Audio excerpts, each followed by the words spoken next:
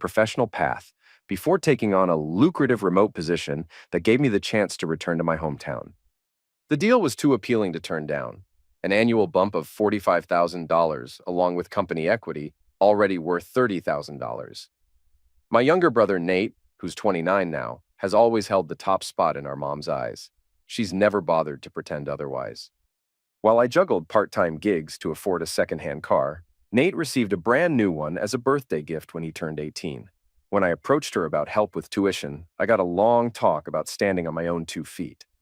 But when Nate decided to start a taco truck business, which failed in less than a year and drained $85,000 from their savings, our parents backed him completely, no questions asked. That unequal treatment isn't anything new. When we were younger, I'd get punished for minor slip-ups, like leaving my bike in the yard overnight. Meanwhile, Nate once tore through a neighbor's pricey flower beds on his bike, racking up hundreds in damage, and our mom pointed the finger at the neighbor for planting too close to the curb. I can still picture her writing the reimbursement. Check, playing the role of the wronged party, then rewarding Nate with ice cream so he could feel better about the whole ordeal. Even with everything that's happened, I've built a solid life on my own terms. I now hold a senior role as a software architect, earn a six-figure salary, and enjoy a relaxed lifestyle in a sleek, contemporary condo. It's taken effort, but I've made a point to distance myself from the chaos that comes with my family. My sister Caddy, 27, gets it completely. She's a nurse who paid her own way through school and went through the same favoritism I did. She pulled night shifts at a greasy diner while studying during the early morning hours, while Nate partied and lived rent-free in our parents' basement. Caddy and I have a tradition, a monthly video chat to complain about our family. We usually end up placing bets on Nate's next ridiculous move. I won $50 last month by guessing he'd try online trading after watching some influencer. He lost $3,000 in under 48 hours. My closest friend, Derek, also 32, has been with me since middle school. We became friends after he defended me when a teacher wrongfully gave me detention. Derek saw that Nate was the one throwing paper airplanes, and when I got blamed, he spoke up. "It was that guy," he said. "Brody's just taking the heat for his brother, like always." Derek got punished too, but that moment cemented our bond. He's got this sharp, dry wit that cuts through any nonsense. These days, he works as a mechanical engineer for a defense company and never hesitates to call out BS, especially when it involves my family. For years, he's been telling me to stop looking for validation from my parents. I really should have listened. Every Saturday morning, we hit the court for basketball and take younger players to school with old-school tricks and smart plays. Derek calls it dad ball. Less about style, more about hustle and mind games. The real battle comes afterward when we debate who has the messier family. His dad bailed when he was a kid, and his mom treated relationships like fashion accessories, so it's always a close call. About a year after I returned home, I met Allison, 30, at a local tech mixer downtown. She was giving a talk on digital strategy for B2B marketing. Sharp, funny, confident, and quick with sarcasm. She made 3 spot-on Star Wars jokes during her presentation, and I couldn't resist introducing myself. We hit it off right away. Within half a year, we were officially together. Allison was raised with 4 brothers, so she values honesty over sugarcoating. When she met Derek, they got into a 2-hour debate over whether lightsabers could actually function in the real world, while I just sat back and watched.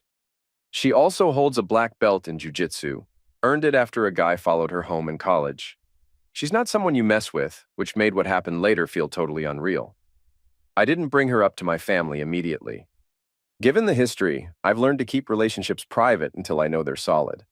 By Christmas, I figured it was time to make the introductions. I didn't expect it to turn into a disaster. It all blew up the moment I showed them pictures of Allison. Nate took one look and flipped out. "Are you serious? That's my ex," he shouted. I was stunned. "Wait, what? You went out with Allison?" Apparently, they went on a few casual dates a few months before she and I met. According to Nate, it was some kind of epic romance that ended in heartbreak. Classic Nate. He stormed off to his room and slammed the door like a teenager. My mom hit me with the same disappointed face I've seen 1,000 times. Later that night, I asked Allison about it. She explained everything. They had gone out 3 times. She cut it off when he started acting too clingy, way too fast. On the 3rd date, he mentioned her meeting his parents and planning a weekend trip. When she said that was moving too quickly, he showed up at her office the next day with flowers. That sealed the deal. She blocked his number right after. There was no way I was breaking up with Allison over some ridiculous drama. Nate wouldn't let it go. He kept whining to anyone who'd listen about how I stole his ex. Meanwhile, my mom started tossing out snide little jabs about family loyalty every time Allison's name came up. After a while, Nate finally dropped it, and I thought we were past it all. I couldn't have been more wrong. Jump ahead to this summer. After about 15 months together, I was certain Allison was the one. For her birthday, I pulled out all the stops, rented a private room at her favorite restaurant, invited both sides of the family and close friends, and spent 3 months of pay on the ideal ring. The night couldn't have gone better. She said yes. The place erupted in applause. It should have been one of the happiest moments of my life. Almost everyone was clapping, except Nate, who got up and stormed out during the cheers. My mom trailed behind him like she was chasing a toddler in meltdown mode. On her way out, she gave me a look like I'd proposed just to spite Nate. My dad stayed behind, shrugged awkwardly, and joined the celebration. Later that evening, Derek pulled me aside and said, "Your mom literally ran after a grown man acting like a 5-year-old because someone else got engaged. That's nuts." Put that way, it was equal parts hilarious and depressing. For 2 months afterward, Nate barely spoke to me, which honestly was kind of a blessing. Then, totally out of nowhere, he invited Allison and me to dinner at his place. Said he wanted to smooth things over before the wedding. My parents and Caddy would be there too, so we figured it was safe enough. Beforehand, Caddy texted me, "Sketchy timing. Want me to bring a taser?" I thought she was joking. We should have taken her more seriously. Dinner itself was tense but uneventful. My mom kept grilling Allison with pointed questions about her background and career like she was trying to trip her up, making subtle digs at her marketing job compared to Nate's never-ending startups. Allison didn't flinch. She even complimented my mom's awful haircut without so much as blinking. After dinner, we all moved into the living room for coffee. About 30 minutes in, Nate stood up and said he had something important to share. He launched into this over-the-top speech about how much it meant to have us all there for his special moment. Then, to my absolute disbelief, he dropped to one knee, pulled out a ring box, and asked Allison to marry him. The entire room froze. Allison looked like she'd just seen a ghost. "Stand up and put that ring away," she said firmly. My dad tried to de-escalate, but I was already across the room. I grabbed Nate by the collar and decked him, sending him flying into the coffee table. While my dad held me back, Nate started ranting about how Allison was only with me to hurt him for dumping her, and that her reaction proved she didn't actually love me. Meanwhile, my mom was shrieking at me for laying a hand on her precious son, completely ignoring what he'd just done. Caddy got Allison and me out of there before it got any worse. In the car, Allison was fuming. I went on 3 dates with that clown, 3, and now, a year and a half later, he pulls this. What planet is he living on? I had no good answer. Logic doesn't exist in Nate's world. It's been a week since then, and I'm still furious. My parents have been blowing up my phone, mostly defending Nate and accusing me of overreacting. My mom even had the nerve to say I owed him an apology for hitting him. "He's sensitive. He was just trying to express his emotions," she texted me. I replied, "So was I, by not letting him propose to my fiancé." Eventually, I called Nate and told him we needed to talk, with Allison present. To my surprise, he agreed. We met at my apartment that weekend. Nate looked terrible. He sat in silence for a bit before I finally asked, "So, what on earth were you thinking?" "It's not how it looked," he said. "I wasn't serious. You proposed to my fiancé." "What part of that isn't serious?" He explained that he and his buddy Craig had been discussing Allison and came up with the theory that she only dated me to get back at Nate for dumping her. So Nate decided to test her by proposing. If she really had feelings for him, she'd accept, or at least be flattered. "Her shutting me down like that showed she might actually love you," he said. Allison looked livid. "So you humiliated everyone just to play some twisted game? You realize how completely insane that is, right?" Nate shrugged. "I needed to be sure. Craig said," I cut him off. "Craig lives with his mom and thinks NFTs are a retirement plan. Maybe don't take life advice from him." For context, Craig is Nate's delusional college buddy. He's the one who convinced Nate to invest in crypto right before the market tanked. He's also the genius who designed the food truck logo, an image of a taco that looked unsettlingly like anatomy. These two combined couldn't power a nightlight. The conversation spiraled quickly. Nate tried to argue he had every right to test Allison because, his words, bros before hoes. He claimed if the roles were reversed, he'd have backed off. That was pure fantasy. Before leaving, Nate said, I won't be at your wedding. I can't support this relationship knowing I was with her first, even if it was only a few dates. You didn't have anyone, moron, I snapped. And good news, you weren't invited. After he left, I filled my parents in. My dad actually seemed to get it, but my mom was still making excuses for him, acting like it was all one big misunderstanding. He's emotional and really liked Allison, she said. You should have checked with him before dating her. Allison, loud enough for her to hear, said, We went out 3 times over a year ago. I barely remember his last name. Mom hung up. Later, Caddy called and said she was 100% on our side and couldn't believe Nate's behavior. Told you, Mom created a monster, she said. But she'll never admit it. Right now, I've pulled way back from both Nate and my parents. Allison and I are still moving forward with wedding plans, even though the family circus is casting a cloud over it all. That weekend, Derek came over with a pizza and his PlayStation. Wedding planning break, he said. You need to be blasting enemies on screen, not throwing punches at your real-life brother. He wasn't wrong. Roughly a month later, everything blew up again. This time during the dinner my parents threw to celebrate Caddy's promotion. Nate didn't show up conveniently busy.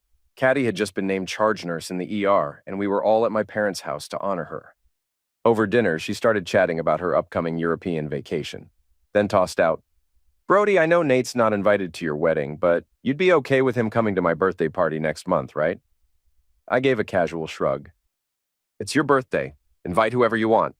That was the spark. My mom, who'd been quietly stewing all night, suddenly erupted. Wait, you're seriously still not inviting Nate to your wedding?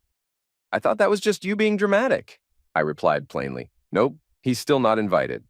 That set her off. She launched into a rant about how immature I was being and accused me of clinging to grudges. I reminded her, again, that Nate and I had mutually agreed he wouldn't come. Then she threw out, You're trying to tear the family apart. You're just bitter because Nate has charm and you don't. I raised an eyebrow. Charm? The guy wears crypto t-shirts and hasn't held a real job since college. His idea of being clever is quoting Joe Rogan. But sure, in your eyes, he's some combo of George Clooney and Elon Musk. I took a breath and added, Anyway, this dinner's supposed to be about Caddy. Let's not derail it. My mom stormed off into the kitchen. After that, the mood was painfully stiff. My dad tried to salvage the evening by asking Caddy a bunch of questions about her new role, but the vibe was already ruined. 3 days later, my mom showed up at our place completely unannounced. Allison was home working remotely, and I had just walked in from a meeting. My mom didn't wait for an invitation. She barged in and immediately started demanding that we resolve the Nate issue once and for all. Then came the lecture. You should be secure enough in your relationship not to feel threatened by Nate's little joke. Proposing to my fiancée isn't a joke, I said flatly. She insisted I was being vindictive for excluding him and that it was time I grew up. I reminded her again, Nate and I both agreed he wouldn't come. If she had a problem with that, she needed to bring it up with him. That sparked a shouting match, and then she delivered her final blow. If Nate's not welcome, then neither am I. I stayed calm. That's your decision. I'm not going to beg you to attend. She blinked like I'd just slapped her. You're seriously okay with your own mother skipping your wedding? Wouldn't be the first milestone you've missed because of Nate, would it? That landed. She skipped my college graduation because Nate had a cold. She didn't show up to my first professional award ceremony because Nate had a one-line part in a local theater play, as a tree. Literally. She called me heartless and stormed out. Within hours, my phone was a disaster. Relatives from her side, cousins, aunts, uncles, all messaging and calling to say I was being selfish and disrespecting my mom. That night, my dad called me quietly. Listen, your mom's out of line this time. Nate's behavior was completely unacceptable, and he has to deal with the consequences. I'll be at your wedding, no matter what she chooses. I was stunned. For the first time ever, my dad wasn't siding with my mom when it came to Nate. Maybe after 3.5 decades, he'd finally stopped enabling it. Meanwhile, Nate was busy on social media, posting vague messages about family betrayal and how blood doesn't mean loyalty. My mom was commenting hearts and supportive messages under everything he posted. He even put together a Spotify playlist called Songs for Traders, full of whiny mid-2000s emo tracks. Allison got caught in the crossfire. My mom started messaging her directly, trying to guilt trip her into convincing me to let Nate come. When Allison ignored the messages, Mom spread rumors that Allison was manipulating me and tearing me away from the family. Most of my mom's side decided to boycott the wedding. Luckily, my dad's side still planned to show up. Caddy promised she'd be there no matter what. So we pivoted. With the guest list basically sliced in half, we scaled back the wedding. The upside? We saved nearly 15 grand on catering and venue costs, money we ended up using for an upgraded honeymoon in New Zealand. 2 weeks into the family standoff, my mom popped up at our front door again. No warning. Allison texted me at work. Your mom's here. Says she wants to talk. Should I let her in? I told her I'd be home in 20 minutes and that it was up to her if she felt safe letting her inside. When I walked in, they were both at the dining table. Allison had made coffee, but my mom hadn't touched it. The tension was heavy. Mom started with what seemed like an olive branch. I've been reflecting. I don't want this situation to tear us apart. Family should matter more. For a split second, I thought maybe she was ready to take responsibility. Then she turned to Allison and said, I was hoping to find you here alone. I think if Brody weren't influencing you, you'd see things more clearly about Nate, Allison replied calmly.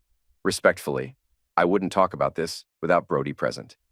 It involves him, his brother, and his family. My mom's expression hardened. So now you need his permission to speak? I thought you were supposed to be independent. I stepped in. Mom, enough. If you came here to insult Allison, the door's right there. She ignored me and kept aiming her words at Allison. Before you came along, our family was just fine. Now Brody thinks he's better than us. I wonder where that idea came from. Allison, keeping her cool, responded, Actually, before I entered the picture, Brody had already worked hard to become successful. He built his own path without relying on anyone. Then she stood up. You should leave. Let's revisit this conversation when emotions aren't so high. And that's when my mom lost it completely. As Allison walked toward the front door, my mother suddenly lunged and yanked her backward by the hair. Allison stumbled, hit the floor, and within seconds, my mom was on top of her, screaming wildly and clawing at her face. I rushed over, dragged my mother off her, and forced her out of the house. She stood outside, pounding on the door for nearly 10 minutes before finally storming off. Allison was shaken up, but thankfully her injuries were minor. Some scratches, a bruised arm, and a small patch of missing hair. I immediately called both my dad and Caddy to explain what happened. My dad was stunned, but still tried to defend her. She's just been under a lot of pressure lately, he said. So have I snapped. Yet somehow I haven't physically attacked anyone. Caddy, who has seen plenty of domestic violence cases in her line of work as a nurse, came over right away to check on Allison. She strongly urged us to report it. This isn't just family drama, she said firmly. This was a physical attack. Allison didn't want to involve the authorities at first, but after we explained why having an official record might be important if things got worse, she agreed. The police who responded told us that, even if Allison didn't press charges, the case could still move forward based on the evidence. They also recommended considering a restraining order. One of the officers pulled me aside while Allison gave her statement. I deal with family blow-ups all the time, he said. This isn't just some emotional outburst. Your mother went way over the line. He handed me a card for a family law attorney who focuses on protection orders. Surprisingly, Nate stayed completely silent through all of this. I texted him what happened. His reply? That's insane. I'm sorry. No trying to deflect, no attempts to justify anything, just a simple acknowledgement that our mother had crossed a serious boundary. Later, I called Derek. He showed up with burgers from our favorite place and listened while I laid everything out. When I finished, he just shook his head. Man, I've been telling you since high school. Your mom's not right. Maybe now you'll believe me. He even helped me draft a no-contact email to send to my mother. It was brief and direct. After your physical attack on Allison, I'm cutting ties. Do not come to our home. Do not contact us through phone, email, or anyone else. Any future communication will be handled by our attorney. This is final. I blocked her on every app and told my dad I wouldn't speak to her again until she got professional help and made a sincere apology to Allison. Allison and I also started seriously thinking about relocating after the wedding. She'd been offered a transfer to her company's Atlanta office, and since I work remotely, moving was easy. The idea of starting fresh, far away from this toxic mess, was tempting. The next morning, we went to the courthouse and filed for a temporary restraining order. Based on the police report and photos of Allison's injuries, the judge granted it immediately. For the next 90 days, my mother was legally barred from coming within 500 feet of us or our home. Now here's something I haven't mentioned yet: money. And it's important. 5 years ago, my grandfather passed away and left a sizable inheritance to be divided equally among his 3 grandchildren: me, Caddy, and Nate. My parents were named trustees of the estate until we either turned 30 or got married, whichever came first. My grandfather was a brilliant entrepreneur who built a chain of hardware stores across the Midwest and sold the business for millions before retiring. Each grandchild was supposed to receive around $450,000, not including income from some rental properties he still owned. But here's the thing: I barely saw any of that money. Every time I asked about it, my parents gave vague responses, said it was tied up, or claimed a big portion had gone to family needs. Caddy had been told the same. After the incident with my mom, I decided to dig deeper. I requested financial records from the trust, which, by law, my parents had to provide as trustees. What I found was exactly what I feared. They had been siphoning off funds, mostly from mine and Caddy's portions, to fund Nate's lifestyle and cover his failed ventures. His $2, 300-month apartment, paid straight out of the trust. His car, a $42K SUV, paid in full. That taco truck business that failed, funded with $85K from the trust. His custom-built gaming computer, $5,500. All of it came from what was supposed to be our inheritance. Meanwhile, I had received $15,000 total for college expenses. Caddy? Only $12,000 over the course of 5 years, from a fund that was supposed to give each of us nearly $500,000. The paper trail was airtight: regular automatic transfers from the trust to Nate's checking account. $4,000 a month for living expenses. Payments for his credit cards, his car insurance, his phone bill, his streaming services, even his premium memberships on dating apps, all neatly documented. I consulted a lawyer who specializes in trust and estate law. He confirmed what I already suspected. My parents had breached their fiduciary duty by misusing the trust and unfairly favoring one beneficiary.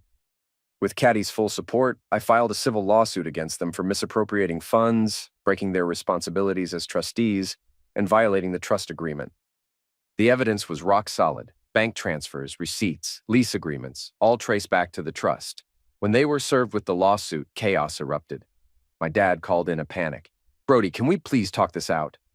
"This is all just a misunderstanding. The documents speak for themselves," I told him. "Nothing's unclear." Then my mom got on the call, her tone suddenly syrupy sweet. "Honey, we were always going to pay it back. We just wanted to help your brother out of a tough time." 5 years is a pretty long, rough patch, I replied. "And that money wasn't yours to help him with. Grandpa left it to us, not to you." The lawsuit hit like a bomb. My attorney, a former financial crimes prosecutor, took the case personally. He uncovered even more than I expected. Not only had my parents misused funds, they'd also altered some of the trust's mandatory annual reports to cover their tracks. The legal action sent shockwaves through their finances. Once proceedings began, their accounts were temporarily locked down, cutting off the money pipeline Nate relied on.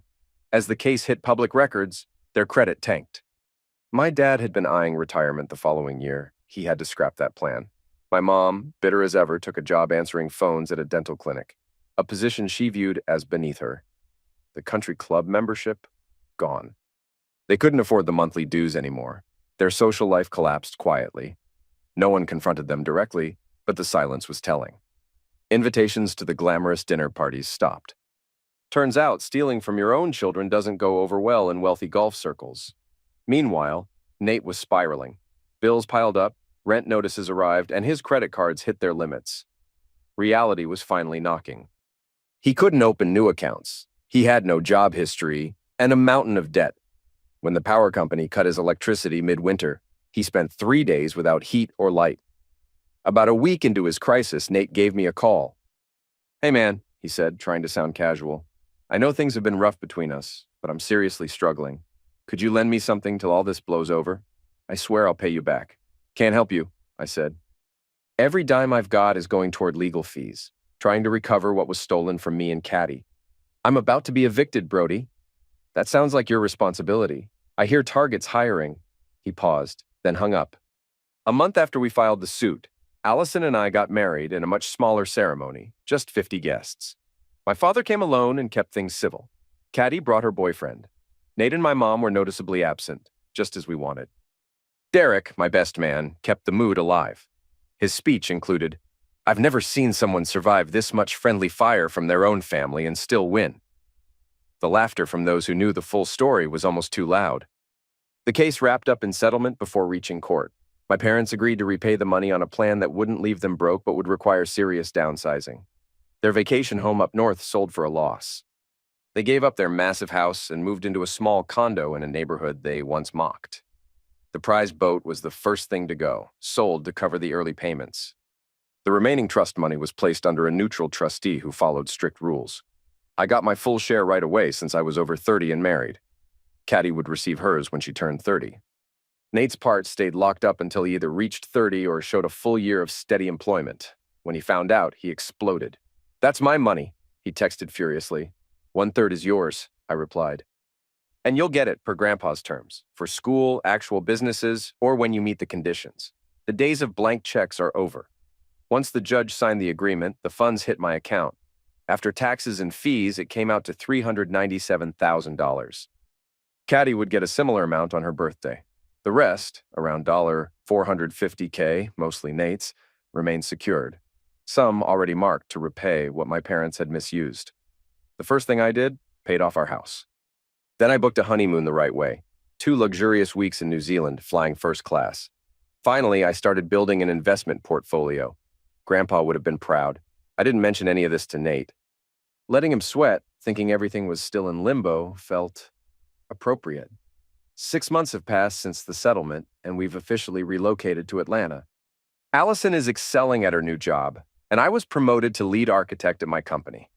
We bought a home in a quiet suburb, spacious, peaceful, and perfect. 4 bedrooms, a finished basement, and a big backyard. We adopted a German Shepherd mix from the shelter. We named him Rocket. He's smart, eager to learn, and already follows a dozen commands. Allison jokes, "He's better trained than anyone in your family." My parents haven't stopped reaching out. I get a steady flow of emails and texts, some apologetic, some just updates on Nate, some hinting they want to come visit. I keep my replies short and my boundaries firm. Before we moved, we renewed the restraining order. Now that we're hundreds of miles away, it hasn't been necessary. Dad calls monthly. He usually updates me on their financial situation, tight but manageable, and his therapy progress. He's trying to unlearn the enabling habits he fell into and set new boundaries, especially with Nate and my mom. But the most unexpected shift, Nate. With his money train gone, he got a job at a tech retail shop. Caddy says, based on their occasional chats, that he's actually sticking with it, showing up, earning paychecks, and maybe, just maybe, starting to grow up. Just a few weeks ago, I got an email from Nate that completely threw me off. Been reflecting on everything. That proposal stunt, way out of line. I get that now. It wasn't even really about Allison. It was about me being bitter. You were moving forward, and I was stuck. Mom and Dad let me coast through life, and I took full advantage of it. That's on me. I'm not asking for a clean slate. I just wanted to own up to it. Reality hits different when you're actually working and earning. Please tell Allison I'm sorry for how I treated you both. You didn't deserve that. I didn't reply right away. I needed time to sit with it. After talking it over with Allison, I sent him a short note. Appreciate the message. It means a lot. Good luck at work. A week after that, a package showed up from back home. Inside was a $500 check and a note that read, "First payment toward what I owe." It's not much, but it's something. Compared to the money siphoned out of the trust, it was a drop in the ocean. Still, it was the first time Nate had ever accepted accountability for anything. And that meant something. My mom, on the other hand, still doesn't get it. Her latest email said, "I don't understand why you're still punishing us when Nate has clearly moved on. She's never realized this wasn't about revenge. It's about consequences." She still sends passive-aggressive messages. Just last month, she wrote a long note about how real families forgive and everyone slips up sometimes. I forwarded it to Derek. He responded with a gif of a guy playing the tiniest violin. My dad's slowly starting to own up to things. Since beginning therapy, he sent me a message that said, I was weak. It was easier to keep the peace with your mother and Nate than to speak up. I let you and Caddy down as a father, and I'm trying to do better now. Caddy visits us in Atlanta every few months. She recently got engaged and is planning a destination wedding in Hawaii next year. Nate made the guest list. Our parents didn't. Her decision, and I support it completely. Her fiancé is a pediatric surgeon she met at work, and they're looking at homes near us in Atlanta. The thought of having her nearby again feels like getting a piece of my life back. The inheritance from Grandpa changed our future in a real way. Allison and I have already opened college savings accounts for our future kids and bought a cozy vacation cabin in the North Carolina mountains. We live modestly, no sports cars or flashy spending, but the peace of mind that comes with financial stability is priceless. Allison and I are in the best place we've ever been. Putting distance between ourselves and all the family chaos has done wonders for both of us. We've started talking seriously about kids, on our own timeline, in a home filled with calm and love. Derek visits once a month now. His job has him traveling through the Southeast regularly, and he always makes time to crash at our place. He and Allison get along almost too well. They tag team their teasing like it's a sport. Last time he stayed over, he looked around the house and said with a grin, "You know the best part of this place? It's just far enough that your mom can't show up without notice." Can't argue with that. Sometimes I think about how that unhinged proposal Nate made all those months ago kicked off a chain reaction none of us saw coming. My mom lost her grip. My dad finally stood up for something. Nate faced consequences for the first time in his life.